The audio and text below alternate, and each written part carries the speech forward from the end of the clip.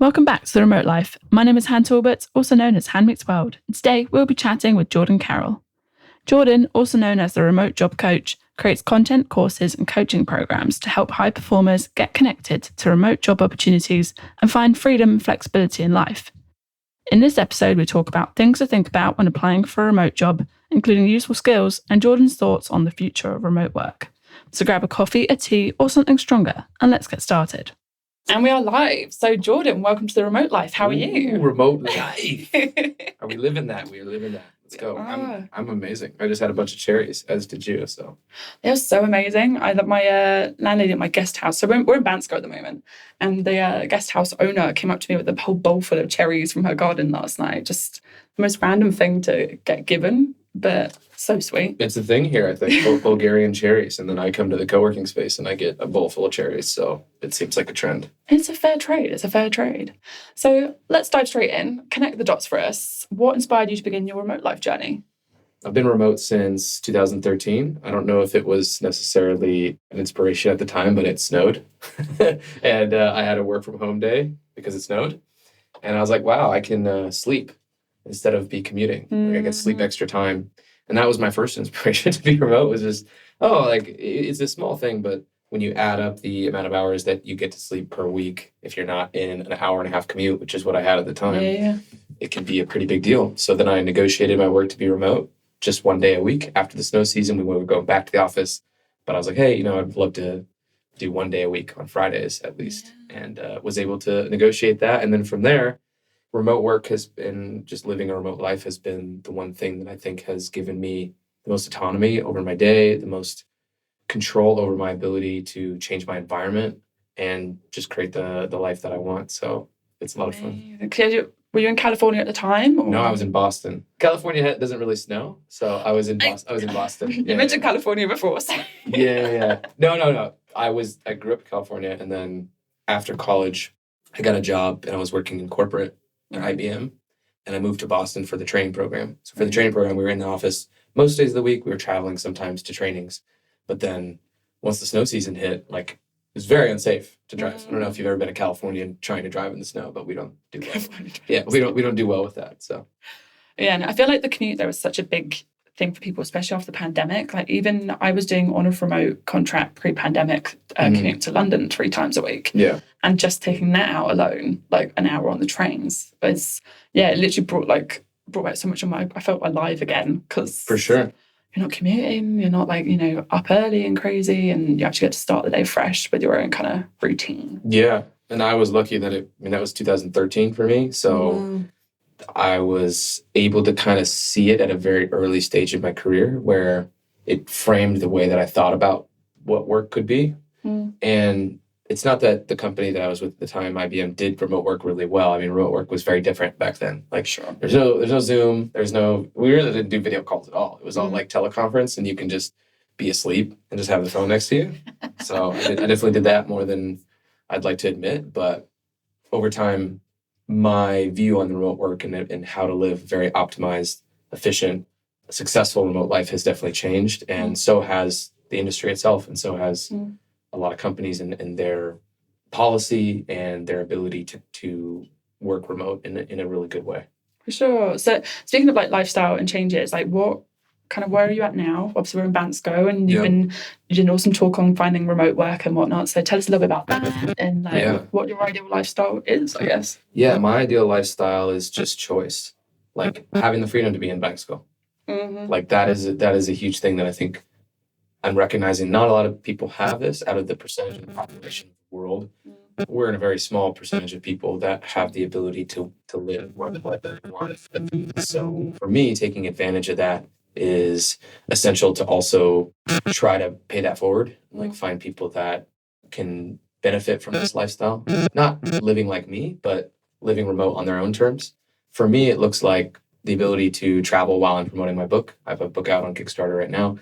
And I decided that over the summer, I'm going to go to a bunch of different conferences, speak about, finding a remote job, talk a little bit about my book, and just spread that awareness. So that for me has been really great. And the talk yesterday, as you mentioned, was awesome. And I had so much fun doing it's a little bit different every time. I did a few in Croatia, I did one in Mexico, and I did one here, obviously, in the past like 2 or 3 months. So it's been a lot of different talks, and I do a lot of virtual talks as well. So kind of bringing all this knowledge forward is one of the most fun things for me to do. We'll chat about your work in a second, but let's wind it back. Tell us a little bit more about your talk, because I know that finding remote work is one of the things that stops a lot of people from pursuing this lifestyle. Yeah, so it's like the big enabler, right? You have to have a remote job to be able to travel. Yeah, but it's not as tough as it seems, I find. So tell us a little bit more about like kind of your strategy, because for me it was very refreshing, like hearing your take on it. So yeah, Cliff Notes version is, I think a lot of people make the mistake of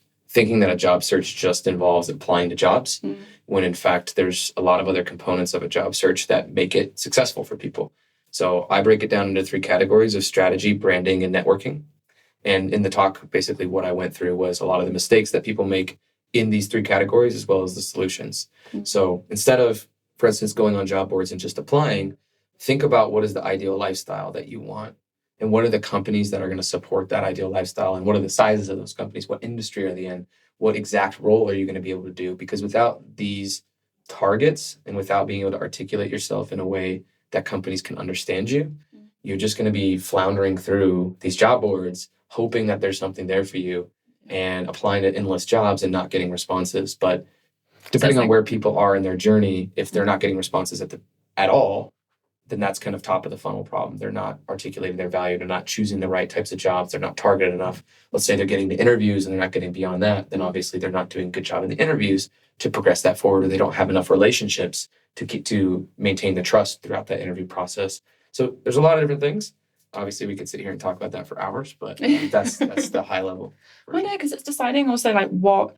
Because I feel like, especially again after the pandemic, it's been really heightened. A lot of people are now moving to remote work for things like not having to commute, or like, you know, being able to look after their families and stuff. So it's thinking about all that kind of stuff as well, which is so important. And I think you're so right that then from that you can then pick the role that works for you. So then, like, you know, you can like go do the kids drop off, or like, you know, people who are more flexible around that, for example, or the commute is a huge one, I find.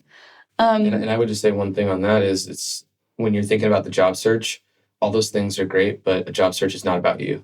It's not about you. It's not about you getting those benefits. It's about you being a value add to the organization. Cool. And then what my recommendation is pick an organization that's already remote first and already has a remote work policy that aligns to what your lifestyle is. And then you don't have to do all that explaining.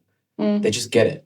So then the interview becomes less about, I want remote work because I want to be able to take my kids. It's, I can do this role and help your company achieve X, Y, and Z.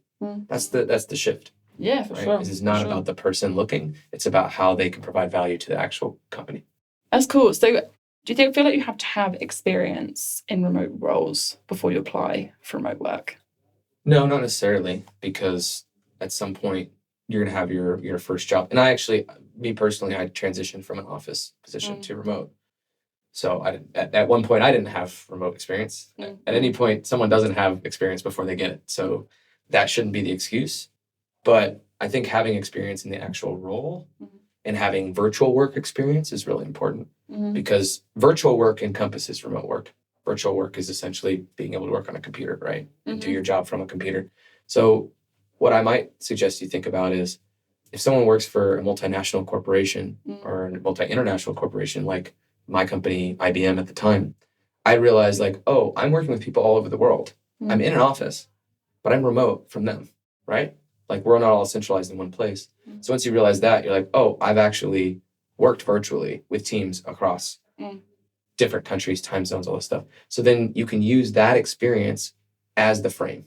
Yeah. It's like sure. I've worked with people in different countries, across different time zones, virtually, whatever. And that becomes like how you can frame how you'd be good in remote work, because you do have some experience potentially. Yeah. So it's kind of looking for maybe top 3 skills that can be you're already doing. Because there's, again, like we worked with tech day to day anyway. Yeah. So there's always skills you can pull out for your CV or LinkedIn or whatever it happens to be, right? So exactly. Yeah. And there's a lot of transferable skills that are really soft skills that work in remote work. So communication, for instance, like especially written communication. If you have good experience with written communication, or you double down on getting better experience at that, can be a really, really big deal when you're in a remote environment.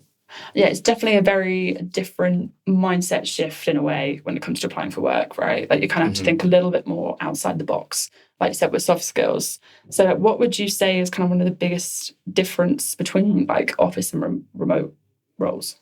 Yeah, I mean, just not having someone there around you that kind of feels like accountability, even if your manager's not a micromanager and checking on you all the time, which some people do have that, there has to be a level of intrinsic self-motivation to get work done. Because if you're in an office, you might feel a little bit more pressure to like actually even just look like you're working, which is terrible, right? Because that's even more backwards. Sure. I'm in an office, so I need to look like I'm productive. So I think without that pressure, you really need to understand your own intrinsic motivations and be able to set up your environment in your remote space, whether that's at home or whether that's you're traveling, your work, your setup, whatever it is, to be successful and to be productive. Whereas if you go into an office, you might just already have that external motivation based on the people around you to get the work done or to feel like you're looking productive. For sure. What's your ideal setup for your office? Oh yeah, if you see it, it's crazy. Like I only work from home. I don't really work at co-working spaces. I find them to be too distracting for me. And I also have too much equipment. I have a tri-screen monitor that I travel with. It's portable. Oh, shoot. Okay. And you just fold it up. It's super easy. Cool. And then I have a neck stand that sits the laptop up so it's closer to my eye level. Mouse, keyboard, mic, USB mic. I've got like a pretty big setup. So when I get to a new apartment, like one of my main things with looking for an Airbnb or for a place that I'm going to stay is, do they have kind of a dedicated workspace or do they have an area that I'm going to be able to put all this stuff in, like an outlet and all those things. So my ideal is getting all those things set up and then getting comfortable being near a bathroom, being near my water source, and then just having kind of the comfortability of maybe a good light that sits over me so that on my calls I'm not moved out to, if you understand that reference. It's a movie reference, Zoolander. Yes, okay. I was like, it rings a bell, and I'm probably going to have... There will be people like listening going, man, how do you not know that? Okay. Yeah. So like, do you generally tend to travel more slowly or like stay in one place a bit longer? I much more enjoy the slow mad lifestyle. So 1 to 3 months in a country, if not more. The way that I'm breaking it up going forward, I think is going to be a few months in Mexico, a few months in Spain, and then couple months in California, and then the rest is wherever I want to go. That's my thought process right now. That could change. So I don't. I'm very flexible. Sometimes you meet people, or sometimes plans change, and that's totally fine. Like I had an injury last year that kept me from traveling at all.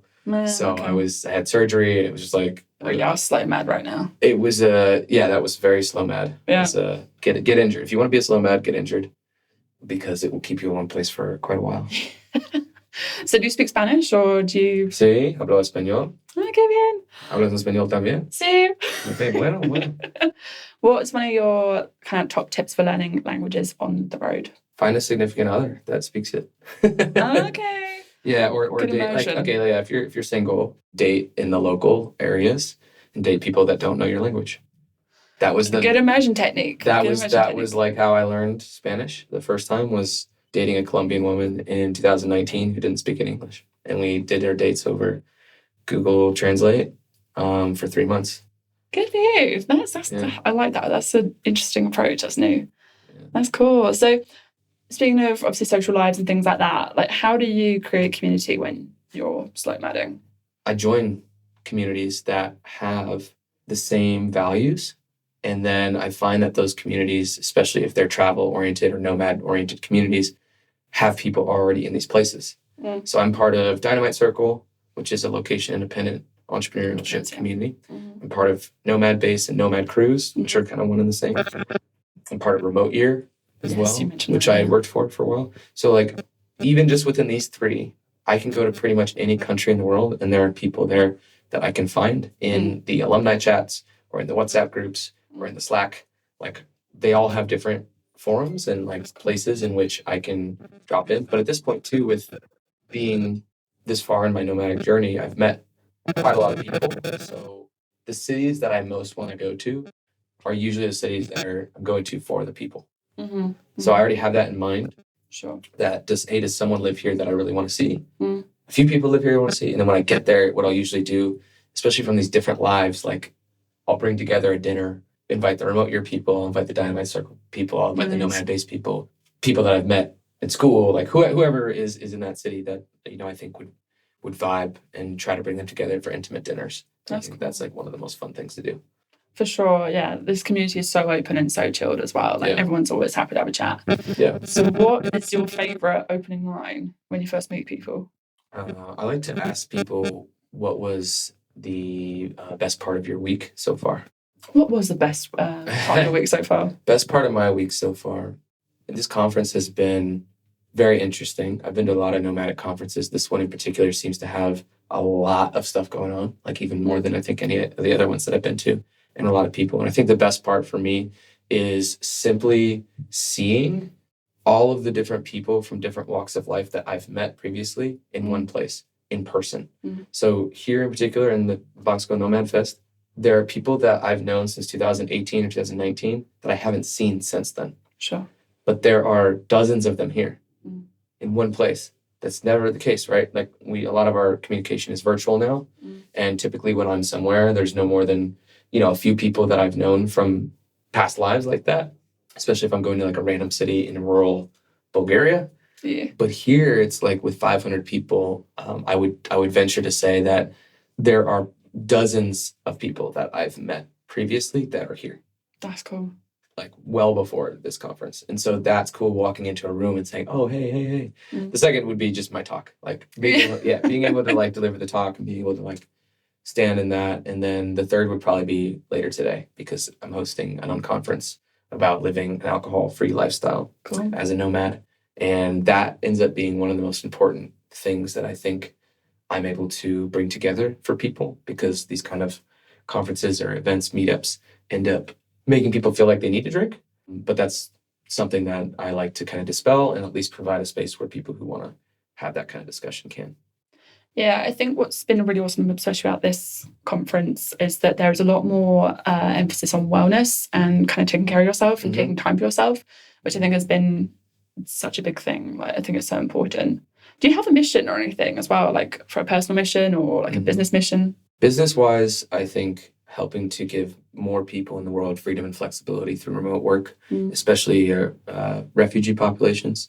So I give back 10% of my profits of my business to organizations that directly help refugees upskill to help them find remote work. I've also volunteered many hours helping people learn English, helping people learn remote skills, doing things like that. And I think that's super important, because remote work can be a vehicle to dignified employment for people that have been displaced, by no choice of their own, but have been forced out of maybe war, or have been forced out of extreme poverty or whatever it is. And I find that the more successful I can be, the more I can help those types of populations. And even if you just change one life like that, I don't have like this grand mission of helping 1 million people, but if I can just help a couple people, like that's still pretty big. And how do people get involved in that? Because I think, again, there's a lot more emphasis now on how people can give back in the travel industry as well. So how do people get involved in that? Yeah, I would find a cause that you care about. So for me, for instance, caring about the refugee populations and helping them upskill with remote work, there are a lot of organizations that already exist that are doing this. So you don't need to reinvent the wheel. Jobs for Humanity is one of them. Namal is another one. MIT React is another one. Remote for Refugees is another one. There's a lot. Nomads Giving Back is also a really good one. I'm an ambassador for them.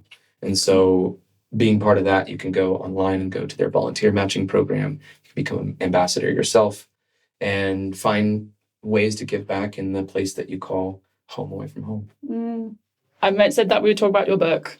Yeah. Tell us about your book. Yeah, the book is called Remote for Life. It is the guide on how to find more freedom and flexibility in life through remote work.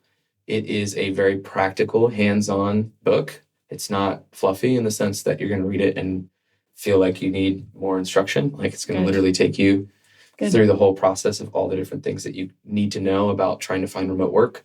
And I'm trying to make it as evergreen as possible. It's difficult when you're talking about very specific tools and techniques, but I'm also creating a pretty big resource library. So within the resource library, we'll have more of the specific stuff, that exercises and things like that will constantly be updated. So the book will be out later this year. November, December of 2022. Right now it's on Kickstarter, so it's doing pre-funding. I think there's about a week left on the Kickstarter. We're funded already, so Great. so it's awesome. It's a way to also, the Kickstarter is also a way to add additional bonuses and things like that to people who want to get in on it early. And I'm super excited. It's been a year and a half in the making. So yeah, it's really awesome. Will there be e-copies as well? Yeah, there'll be Kindle. It's going to be on Kindle. It's going to be a physical hardcover or paperback. It's going to be everywhere. I have a publisher I'm working with. It's been awesome to work with them as well. Now, we'll make sure we add the links after this chat. Yeah. But just wrapping up a little bit now. So do you have any thoughts on the future of remote work and where it's going? Yeah, I mean, we have another hour. 2.0, yeah. I think from a broad perspective, I think remote work in the future of it is less about work and less about life in general, like how to create lifestyle with work.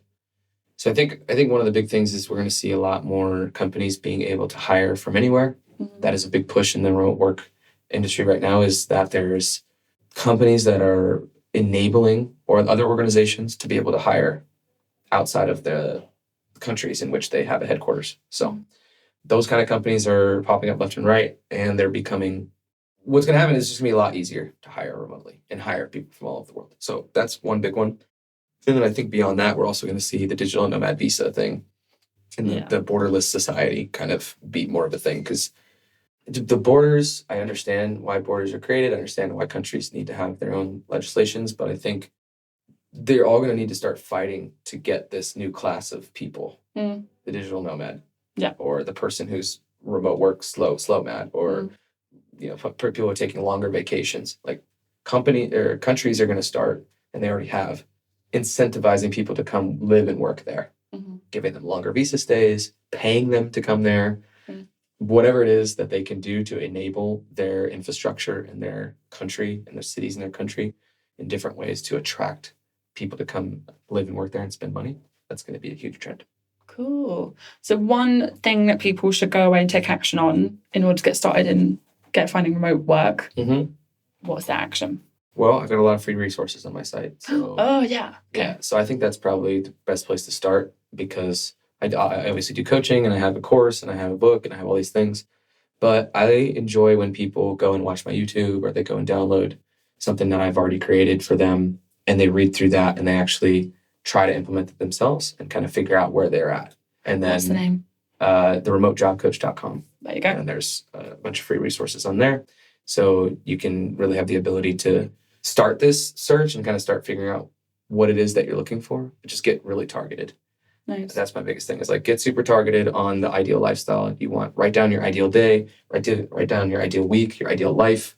Get very clear on that, and then start to try to find companies that fit that profile, who can hire you and you can live that life from day one. You don't want to be negotiating that. Sure. And find the company that's going to enable that already. Great. One last question. Fill in the blank. Home is where? Home is where I am, I think, because at any given time, I try to be present. It's like I'm here in Bosco right now. Like everything that I need in my ownership is with me. Yeah. My computer, the clothes that I carry for months at a time, everything, my phone. So like technically home is like the apartment that I have up by the gondola right now. Like that's where I come back to, right? I think it's kind of like home is where you come back to. So like in any given day, where am I going back? And that's where I am. Nice.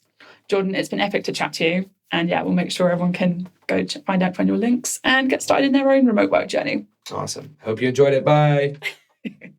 Thank you so much for listening to this episode of The Remote Life. And thank you, Jordan, for your awesome insights.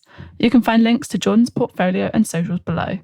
Thank you so much again for listening, and we can't wait to remote work with you again soon.